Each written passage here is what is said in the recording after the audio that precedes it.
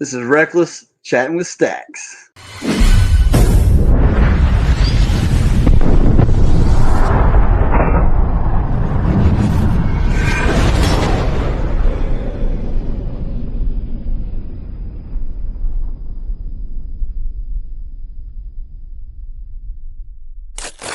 Welcome to this episode of Chattin' with Staxx. I'm your host, Bill Staxx, and today I got Reckless. But as a hang around at that time, I was putting in hang around work, prospect work, patch work. You know what I mean? I was doing it all. There's a situation over here. Me and my best friend were the first ones called. Patch members didn't even know what was going on when I was being sent to go do things. And in reality, a lot of clubs weren't going to let us do that. No. Or ask us to do it. And I think at the end, and I'm not, and the people I rode with then and the guys that were in that group that were patch members and stuff like that, they weren't bad guys. They were all good people, you know, in my eyes. They were, you know, very inviting, very hospitable eyes, whatever you want to call it. Yeah. And it was just a lack of people in an area. Leadership, right? Or no, leadership roles were all well then. But if the leaders weren't around, they couldn't make a decision, basically. Exactly. That's what it was. What it was is like there wasn't enough in the time period and area to give a decision on what should be done. So as a representative, like an ambassador, that's how I felt. You know, I was like an ambassador because I represented on different levels. So, you know, I was good at, you know, speech and talking. I was good at physically handling business if need be. I was good at, you know, representing in a very respectful way. So they were ready to let us just go. Here, this week y'all are doing this. Y'all ready to patch in. Same week I got thrown under the bus though. Same week I got reprimanded for the old lady's leaving and me sending half the guys and then the other half staying with him. So what happens? What ends up happening there? Well, I was just knocked around a little bit, you know what I mean? And told, hey, you ain't the one to make that decision. Shouldn't have done that, blah, blah, blah. But, you know, nobody stood up for me. No patch Of course members. not. Of course they're not gonna. They're not gonna. You know, no patch members came forward and said, oh, well, you know, blah, blah, blah. Nobody wanted to deal with that. You know what I mean? Like this. And I'm okay with it, whatever. So the kind of that week, that was my decision. I said, I'm not patching in. Because if nobody's got the balls to stand up for somebody you consider for your brother, how am I going to go anywhere and do anything with y'all or be in a situation with y'all and feel like, oh. Yeah, they left you hanging out to dry when it came down to it, right? What really upset me more than anything is the old ladies in the situation were the ones pointing the fingers, and their old men were the ones who were backing them up on it. Like, right. And I was like, Bro said, you think that's the only piece of A you're ever going to get? You scared to lose her because you don't agree with her shit? You know what I mean? Like, and old ladies, they're supposed to have no influence on the club, right? And do you find that they do? Oh, off the record? I mean, like, you know, everybody knows there's power in the P.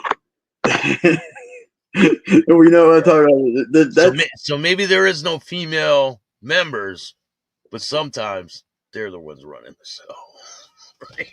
They're heavy influencers. It's called that way. They're heavy influencers on decisions a lot of times. You know, they destroy women, destroy relationships within clubs. Have you seen it happen? Oh my gosh, I think everybody's seen that happen. I think everybody has seen in one way or another how a female has had an influence that has caused a bam, right? You know what I mean? And it might not come right out 100% ever being said that that's what it was, but you know, deep down in somebody's head, he made a decision because Shirley said to Thelma that Thelma and Louise over here said that Jack over here was with Tom over there. You know what I mean? It just came through the grapevine like that. You know, some crazy stuff. Now, But do you consider yourself a one percenter? have I lived a lifestyle? Yes. Do I still live a lifestyle? Yes. Do I wear a 1% diamond? No. Have I been a diamond? Yes. I don't know how other people feel about it. I don't have any tattoos indicating it. I don't have.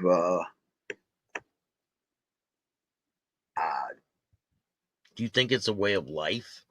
It is. It is. It is a way of life. You know, 1% basically is, in my opinion. Now, this is nothing read. This is nothing anybody else has ever said because there's so much controversial out there about. It started in the 70s off of a newspaper article. It started with this in the 50s with the racing of the club type stuff. You know what I mean? Like this guy over here could say it was this or that. Do we know? Like, what's the very first time anybody ever said or considered? I don't know. I'm not going to say. I can read it all day long, but half the shit we read ain't real anyway. So you never know. But me, my opinion is like, are you willing to live a certain way because you don't want to be guided by mainstream life of the government? Are you willing to put on the line life and respect and love for brothers to be there for them in certain times? Can you jump on your motorcycle today and wheel and ride a state over to take care of business because somebody called your brother a fat lard ass? Or, you know what I mean? Like that. You know what I mean? Like Yeah. it's really it's a hard definition. Like that whole definition I gave you sounds so ridiculous, but I guess it's infinite. It's an infinite way of life. But 1% life is infinite. Let's put it that way. There should So be where nothing. There should be nothing to stop you from whatever it is you're doing, whatever's in your way, whoever you're with. It should be infinite. so where does your life go from there? From when you say I'm not doing this with them, where do you go from Well, there? I kind of took another break and just rode and did whatever I wanted to without anything. Never got no slack from them guys. Really, the fact that after that happened, I was told at one time I was 86th. So anytime anybody that was ever around me before then seen me, they literally would ignore me. Like the guy that was my best friend that I rode with every day that I did some dirt with, Yeah. he went in and patched in. After that, that's when I learned a little bit more about him, about who I was, about what I meant to certain people. He literally just kind of left me hanging. And I seen him a couple of times. He was fully patched, and literally he just straight out ignored me. Like it did not look my way. And Wow. yeah, and even at one point where he actually walked right by me and left where we were at, got on his bike and left. And I'm like, but you know, there was a couple others that would see me if it was just them by themselves, or if it was two of them that had the same thoughts about me, would approach me and say, "That I don't care." You're Yeah, 80. well, yeah, that's what they'd say behind your when they're with you, but then when they're with the other people, they're like, "Ah." You're right, and I understand that. In a sense, I understand how they represented. They wore a patch of where they felt like, all right, the word is he's 86. Don't talk to him. He just left us hanging. Blah blah blah. In front of these guys, whatever. I mean, I don't think they ever voiced their opinion on the situation as in a negative way towards me, or even in a positive way. They just kept their mouth shut and just said, okay, whatever. Yeah. But out, I've seen it. You know, I would see one or two here that would literally approach me, hug me like I was still one of them every time, and tell me like, I don't care about that. That we know the situation. We know it's stupid. That doesn't mean to me about who you are to me or who you were to me. So we I just basically I didn't see a lot of them no more as much as I was, you know. And see them going through. And then I went through a phase of started doing more farming and back home life because I moved back to the country and stuff. And I was in a relationship with a girl I was with when I was riding with them. And the reason I got in a relationship with her because it's one of those 2 o'clock in the morning stop type people. And Yeah.